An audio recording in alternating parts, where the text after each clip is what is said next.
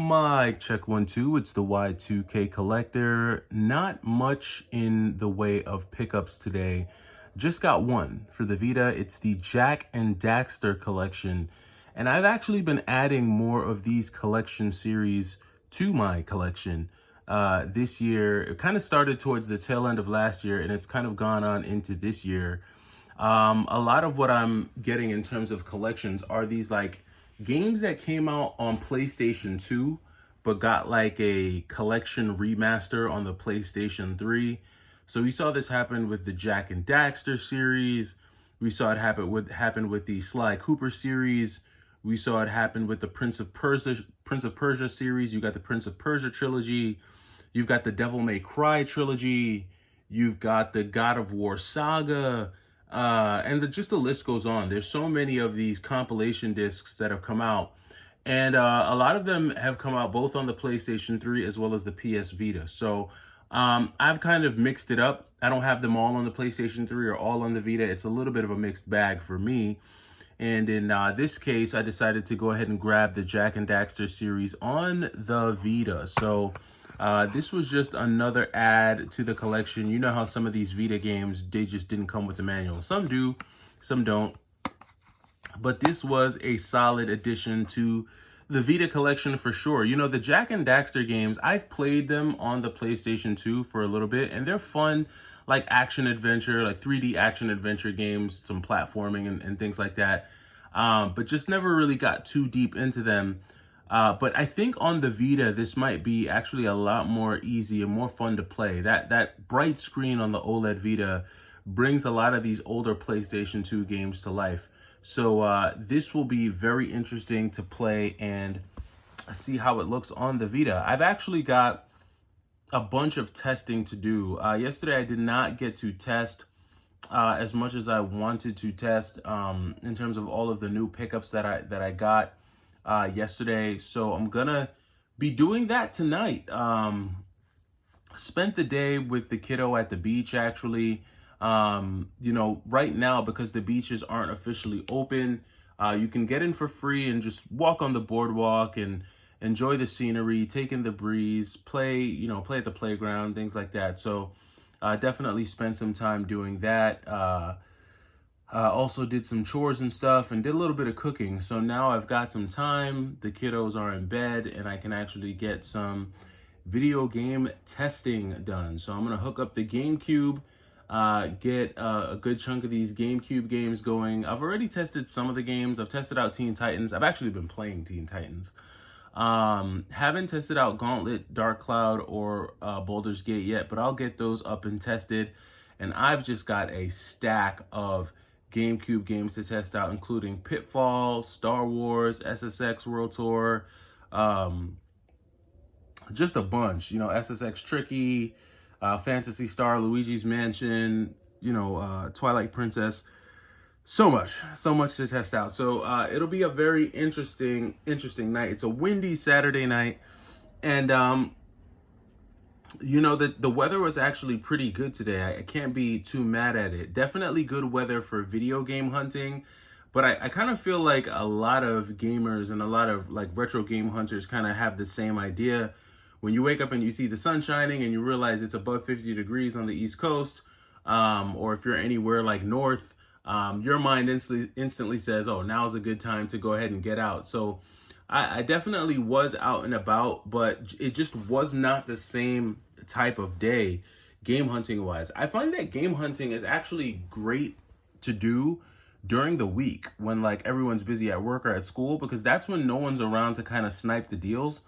And I think that's why I was able to get some of the games that I picked up. I think I'm going to start doing my game hunting during the week as opposed to trying to do it, like on the weekends when everyone else is out just looking for games and stuff, just because it's just not as fruitful. And what I find is that the stores are more empty during the week. You definitely don't have the competition. You kind of get first grabs and first dibs at everything. And when you're out and about game hunting, it's really just a game of luck, really, is what you're working with. You're hoping that, you can catch a deal as it comes out. And honestly, a lot, like as I sit here and I look at all of my pickups so far for the first quarter of the year, it's crazy how GameStop dependent I've been on a lot of these, pickups. Granted, the two most expensive pickups that I've probably gotten so far this year, and I'll talk about this when I do the recap, but my copy of Silent Hill 3 and Pop Full Mail, those were two trades that I did with some folks locally via Facebook. So that was good. But I mean, and I only did those because those folks were willing to do a trade deal with me. But in terms of just going out and buying games, raw games, the mom and pop shops near me don't have any deals. They don't have any deals worth, taking advantage of.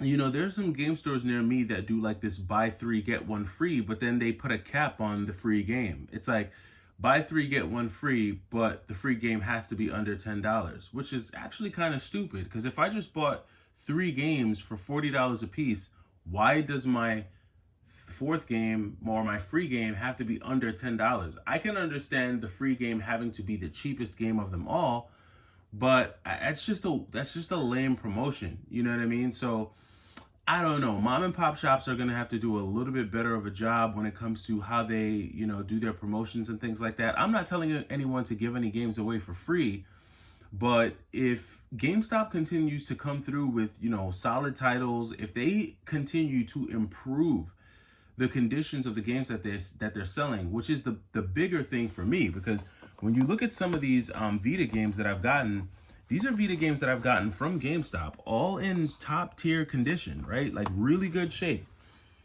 complete for Vita, like Vita complete, but really good Vita games. And I mean, these games are complete, so it's like, when you're able to run into GameStop and get Pokemon Yellow, Blue, and Gold, during a buy two get one free, and you're looking at only having to pay about $45 for these Pokemon games when they're going for 50, 60, in some cases $70 online.